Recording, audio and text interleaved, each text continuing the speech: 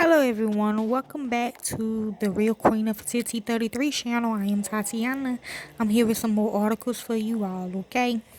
We'll be learning about this war that is coming up, okay? It's supposed to be happening in December, but we were shipped on November the 2nd. I guess the other team that we fighting for, we fighting we fighting North America, okay? Uh, for something bad, okay?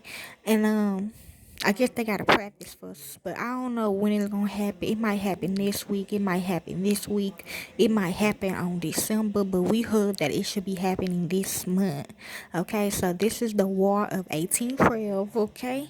So let's begin. The War of 1812 was fought by the United States and its allies against the United Kingdom and its allies in North America. It began when the United States declared war on Britain on June 18, 1812. Who?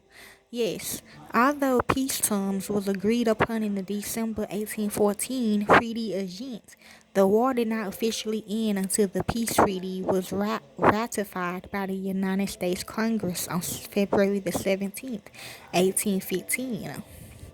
Anglo-American tensions stem from long-standing differences over territorial expansions in North America and British support for two-currency confederacy which resisted U.S. colonial settlement in the Old Northwest.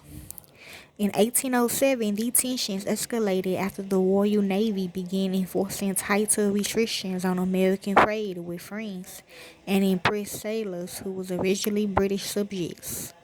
Even those who had acquired American citizenship, opinions in the U.S. were split on how to respond, and although majorities in both the House and Senate voted for war in June 1812, they were divided along strict party lines, with the Democratic Republican Party in favor and the Federalist Party against. News of British concessions made in an attempt to avoid war did not reach the U.S. until late July, by which time the conflict was already underway. Yep, you ain't lying. SC, the Royal Navy imposed an effective blockade on U.S. maritime trade. Yeah, okay, never mind. Well, between 1812 and 1814, British regulars and colonial military defeated a series of American invasions in Upper Canada.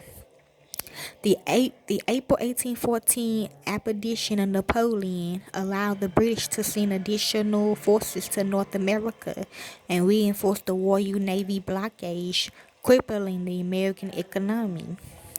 Amen. In August 1814, negotiations began in Ghent, with both sides wanting peace. The British economy had been severely impacted by the trade embargo, while the Federalists convened the Hartford Convention in December to formalize their oppositions to the war. In August 1814, British troops captured Washington before American victories at Baltimore and Plattsburgh. In September, ended fighting in the North.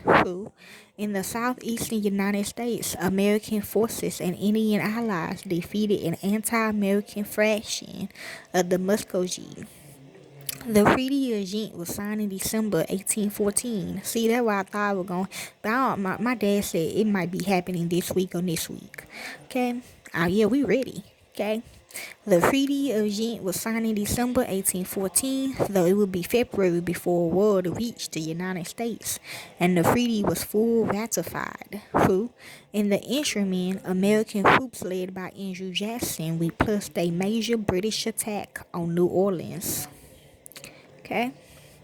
The origins of the war in 1812 between the United States and the British Empire and its First Nation allies had been long debated.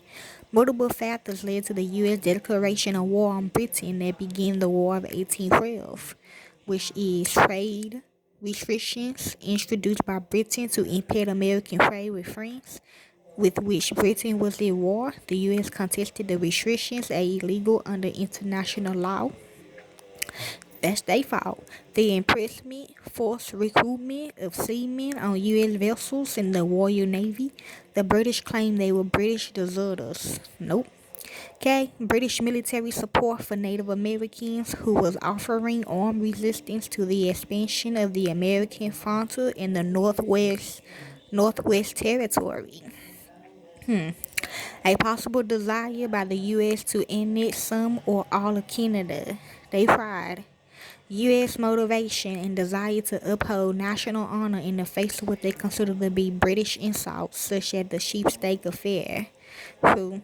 American expansion in the Northwest Territory, now Ohio, Indiana, Michigan, Illinois, Wisconsin, and Northwest Minnesota, yep, was impeded by Indian raids. Now, y'all might not know y'all went down there, but you did, okay? Yes. Yeah, you're right, we have. Some historians maintain that an American goal in the war was to annex some of all of Canada, a view many Canadians still share. It had already colonized and annexed Oregon and Washington states.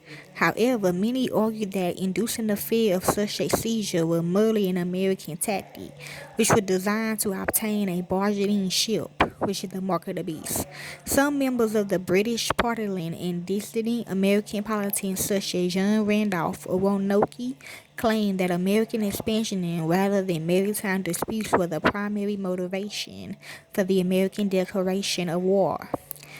That view had been retained by some historians. Although the British made some concessions before the war on neutral trade, they insisted on the right to reclaim their deserting sailors.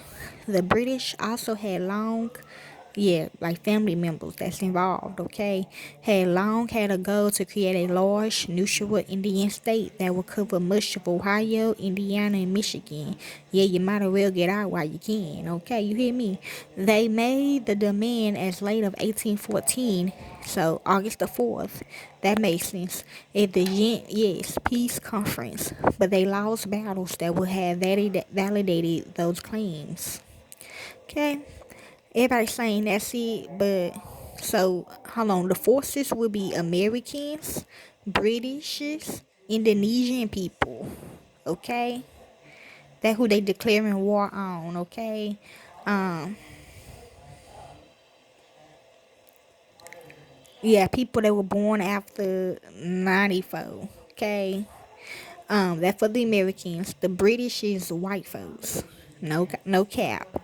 And Indonesian people is real hell black people. Okay? So I hope that helped you all. Okay? That is the article on the War of 1812. Enjoy.